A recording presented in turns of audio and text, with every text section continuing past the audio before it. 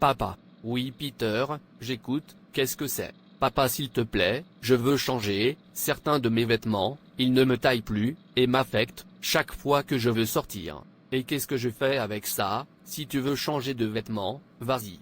Papa j'ai besoin d'argent. Et je n'ai pas d'argent à te donner. D'accord, prêtez-moi de l'argent, quand ils me paieront, je vous le rendrai. Vous savez que je ne suis pas habitué à vous demander de l'argent, je demande maintenant parce que j'ai un petit défi, donc j'utilise toutes mes économies pour ça, c'est pourquoi je suis fauché, donnez-moi s'il vous plaît, je vous rendrai, immédiatement je reçois mon salaire. Je t'ai dit que je n'avais pas d'argent à te donner, attends qu'il te paie et arrête de me déranger, c'est n'importe quoi. Papa, tu sais que tu as plus qu'assez dans cette maison, mais chaque fois que je te demande de l'argent, tu me refuseras, pourquoi?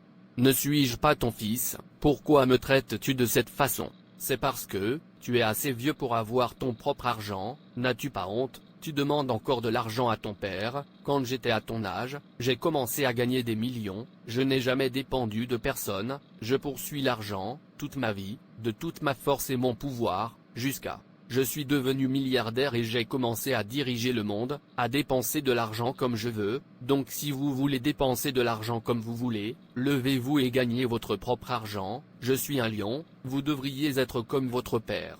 Papa, est-ce que ça veut dire que tu ne me donnes pas? Je suis ton fils. Oh, mon ami, allez-vous sortir de ma vue? Au lieu de vous être utile à vous-même, vous êtes occupé à vous tromper, à prétendre que vous suivez Jésus. Maintenant vous voulez mon argent, vous refusez de poursuivre l'argent comme votre compagnon, maintenant vous me voulez pour te donner de l'argent. Pourquoi ne pas aller rencontrer Jésus pour te donner de l'argent? Vois dans cette vie l'argent dominer le monde, alors gagne de l'argent, et tout sera sous tes ordres. Maintenant dégage.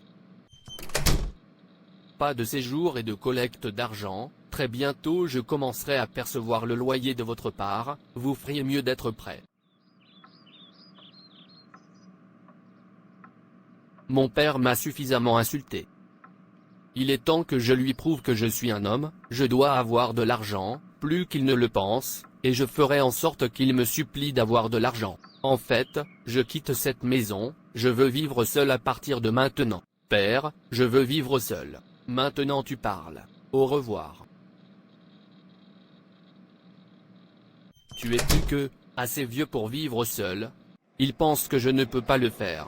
Mais je vais tout faire pour lui prouver le contraire. Argent, je dois te contrôler, en fait je t'aimerai, jusqu'à ce que mon père me supplie pour toi je n'arrêterai pas de t'asservir.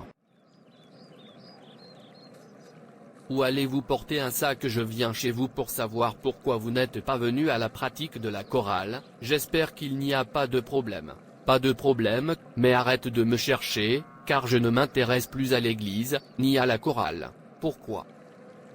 Je dois d'abord me mettre en ordre, je dois d'abord accomplir beaucoup de choses, donc pour l'instant je n'ai pas le temps pour cette chorale. Vous semblez si frustré, avez-vous oublié que Dieu devrait être le premier dans tout ce que vous faites? Avez-vous oublié que notre travail pour Dieu devrait être primordial, dans notre vie parce que, c'est la raison pour laquelle nous sommes sur cette terre, nous n'appartenons pas à terre, nous sommes sur cette terre pour faire une bonne œuvre, c'est-à-dire adorer Dieu en esprit et en vérité, afin de mériter notre vraie demeure, le ciel. Peu importe ce que vous avez ou possédez, vous allez les laisser derrière vous, n'est-ce pas suffisant pour prouver que nous n'appartenons pas ici? Regardez autour de vous, des gens meurent tous les jours, certains d'entre eux sont milliardaires, certains sont millionnaires, certains ont de l'argent et des biens innombrables, mais ils les laissent derrière eux, ces choses qu'ils sont si désespérés d'obtenir, et se vident. Ces gens étaient comme vous avant de mourir, ils sont autrefois très jeunes, forts, ayant des rêves,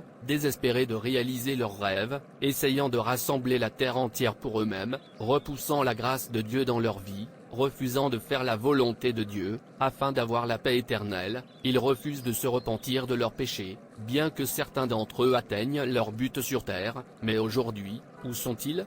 Ils sont partis, laissant ces choses qu'ils travaillent si dur pour obtenir derrière.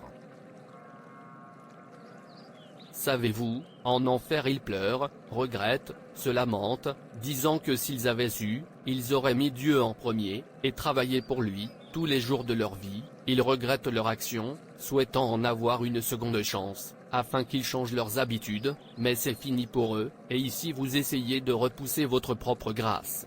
revenez à Dieu, il n'y a rien que la terre a à vous offrir, ce que la terre peut vous offrir, n'est rien d'autre que la destruction, la déception, la luxure, la douleur, l'agitation, et la richesse n'est pas permanente, elle va et vient, vous ne devez pas la poursuivre. Quel est l'endroit où vous irez, quand vous quitterez cette terre, parce que partout où vous irez après cette terre, devient un lieu permanent pour vous, c'est pourquoi vous devez vous hâter maintenant pendant que le soleil brille, car quand l'obscurité vient, il se sera terminé. Si vous finissez en enfer, vous y serez permanent dans la souffrance, la douleur, les larmes, les tourments. L'enfer n'est pas comme cette terre, que lorsque vous faites face à des défis, il disparaîtra bientôt. Non, tout devient permanent, une fois vous quittez cette terre, c'est-à-dire pendant que Jésus est mort pour vous, afin que vous fassiez le paradis et que vous viviez heureux, là où il n'y a pas de douleur, de souffrance, plein de joie, où tout ce que vous avez toujours voulu sera disponible pour vous.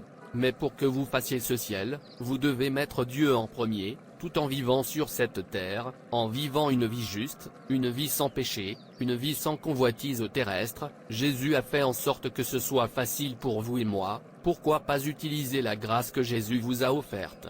Je suis désolé, ma décision est prise, mon père m'a assez insulté, il est temps que je lui prouve le contraire, il est temps que je lui fasse respecter, s'il vous plaît, laissez-moi être. Ton âme n'a pas de prix, l'éternité est proche, l'enfer est réel, reviens à Dieu, et prépare où tu passeras ton éternité. Ô Dieu, ouvre ses yeux, pour qu'il puisse voir, fais-lui savoir que tout sur cette terre n'est que vanité. Je suis désolé, j'ai fait de mon esprit, puisque l'argent gouverne le monde, je ne m'arrêterai devant rien, jusqu'à ce que je rassemble tout l'argent sur terre, et que mon Père s'incline pour moi. Je dois le voir arriver. Monsieur Tobias, que se passe-t-il? Pourquoi n'ai-je pas vu mon argent? Moi et vous avions un accord, rappelez-vous. S'il vous plaît, calmez-vous monsieur, je ferai en sorte de rendre l'argent disponible avant la fin de ce mois. Tu ferais mieux de le faire, parce que je ne joue pas avec mon argent. Oui, j'y arrive. Mon père va bientôt s'incliner pour moi. Waouh, c'est trop. Monsieur, votre père est mort, vous êtes nécessaire. Oh non. Tu peux y aller, je t'ai entendu. D'accord monsieur.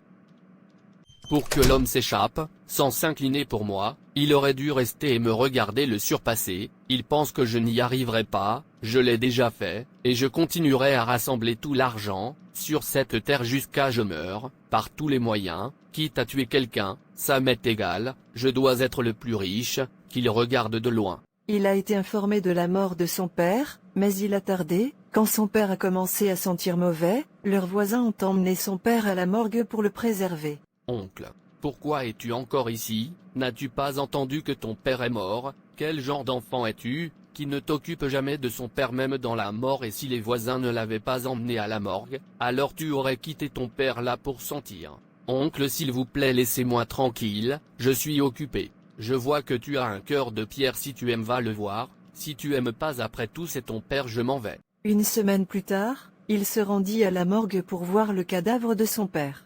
Laissez-moi aller le voir, afin que je me repose pour eux. Quand il était sur le point d'entrer dans l'endroit, il y avait une affiche placée à l'entrée, de la morgue dont personne ne peut y échapper. On y lisait: nous étions comme vous avant, mais nous sommes ici maintenant.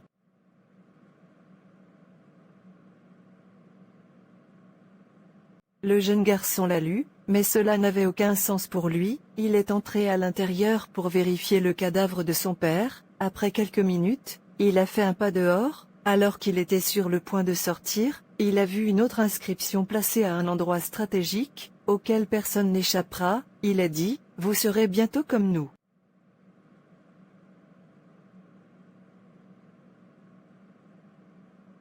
Ce dernier mot a touché son cœur de pierre, et il s'est repenti à partir de ce moment. À partir de ce moment, il a compris que, tout ici-bas est comme un rêve, une vapeur, la vie elle-même n'est pas réelle, comme tout est temporel. Vous serez bientôt comme ceux qui autrefois vivaient, mangeaient, dormaient, marchaient, parlaient, riaient, ici sur terre, mais aujourd'hui ils ne sont plus. Quand il est arrivé au manoir de son père, il n'y avait personne à qui parler. Son père a laissé ses chaussures, ses vêtements, argent, lit, voiture, tout. Alors, mon père peut quitter son manoir. Alors qu'il fouillait les armoires de son père, il vit et toucha des dollars tout neufs. bien emballé et en ordre, mais le propriétaire de l'argent était à la morgue. Se souvint le jeune garçon, nous étions comme vous avant, mais nous sommes ici maintenant, et vous va bientôt nous rejoindre. Il pleurait d'autant plus. Même l'argent, il était si désespéré de protéger. Oh quel monde! J'aurais dû ignorer mon père et essayer de le sauver, au lieu de perdre le contrôle. Maintenant qu'il sait où il a tout laissé derrière lui. Alors quel est le gain de sa force gaspillée en poursuivant toutes ces choses? Dieu, s'il te plaît, pardonne-moi, merci de m'avoir fait réaliser que tu es tout ce qui compte, sur cette terre, et après cette terre, merci de m'avoir fait comprendre, notre but sur cette terre. Si mon père peut laisser toute sa richesse derrière lui, cela signifie que cela ne vaut pas la peine d'être poursuivi. Alors il abandonne sa vie à Jésus et devient un homme nouveau. Monsieur Peter, qu'est-ce qui vous arrive? Je vous envoie un message, vous ne l'avez pas vu, il y a des affaires. Je suis désolé, je ne suis plus intéressé par ces sales affaires qui ne glorifient pas Dieu. La contrebande de cocaïne est un péché devant Dieu. Vous de toutes les personnes, je sais combien vous aimez, et désireux de faire de l'argent. Pourquoi le changement? Parce que je suis maintenant un nouvel homme. Qu'est-ce que tu veux dire par tu es maintenant un nouvel homme? Qu'est-il arrivé à Peter? Je sais. Je suis maintenant né de nouveau. Naître de nouveau signifie devenir une nouvelle personne. C'est un mystère. Les vieilles choses passent et toutes choses deviennent nouvelles. Les vieilles choses de ma vie sont décédées. Je suis maintenant une nouvelle créature et l'expérience de la nouvelle naissance doit affecter tout mon style de vie, la totalité de ma conduite. Cela doit être évident pour tout ce qui m'entoure. Le racheté devient un nouvel homme, servant un nouveau maître. Jésus-Christ, après s'être séparé de Satan, il vit ensuite pour plaire à Christ, et lui seul. Lorsqu'il est offensé, il pardonne facilement, tout comme Dieu pour l'amour de Christ, nous pardonne. Un racheté coupe tous les liens qui peuvent conduire à de vieilles habitudes pécheresses, tout comme je l'ai fait maintenant. Un racheté développe de la haine pour ses péchés, qu'il a commis sans motif auparavant, et rend facilement les objets volés aux gens, ou lieux de travail. Trop de mots à la fois. Voyez-vous, la nouvelle vie en Christ est belle, rafraîchissante, épanouissante et incomparable à toute autre chose, car pour autant que vous le sachiez, vous n'avez pas été racheté par des choses corruptibles, comme l'argent ou l'or, mais par le sang précieux du Christ, comme d'un agneau sans défaut et sans tache. 1 Pierre 1 versets 18 et 19. La nouvelle vie est un trésor, plus grand que l'argent ou l'or. Quiconque n'y a pas goûté doit se repentir de son péché, et être réconcilié avec Dieu, et tous ceux qui ont été sauvés, doivent demeurer dans l'expérience pour finalement entrer dans une glorieuse éternité avec Dieu. Donc je dois le faire, afin de garantir un bon endroit permanent, où mon âme vivra pour toujours, et à jamais. Cela doit venir en premier. L'argent, la terre, les richesses, n'a rien à offrir, car nous les laisserons toujours derrière, juste comme ceux qui les ont faites avant nous les ont laissées, ainsi nous. Vous avez raison. Tu manges du poulet avec des légumes, et du poisson, de la dinde, de la viande, du riz frit, et bois du vin aujourd'hui, mais demain, ta chair devient de la nourriture pour les asticots. Où ira ton âme? Tu conduis une belle voiture aujourd'hui, mais demain une voiture roule toi. Tu vis dans un manoir aujourd'hui, mais demain tu vis dans un cimetière. Tu dors dans un bon lit aujourd'hui, mais demain tu dors dans la tombe. Il n'y a pas de remplacement pour ton âme, elle est inestimable, unique et particulière. L'âme est le vrai vous, elle vit après la mort. Vous perdrez tout, si vous mourrez sans Dieu et sans vivre pour lui. S'il vous plaît, donnez votre vie à Jésus, réconciliez-vous avec votre Créateur et changez positivement d'avis, afin que votre vie sur terre soit à la gloire de Dieu, et qu'à la fin de votre voyage sur terre, vous ne finissiez pas dans l'oubli. Ne vous souvenez d'aucune excuse pour l'homme. Un mot suffit pour les sages. En effet nous appartenons à Dieu, et en effet à lui nous reviendrons. Vous pourriez penser que vous êtes en règle avec Dieu, donc ce message n'est pas pour vous, mais pour les pécheurs. Vous pouvez vous tromper, le jour du Seigneur arrive. Modifiez vos voix, s'il vous plaît, ne méprisez pas ce message. Partagez pour sauver une âme. Merci d'avoir regardé. Merci de vous abonner, liker et partager. Dieu te bénisse. Et rappelez-vous, Jésus vous aime vraiment, donnez-lui une chance dans votre vie.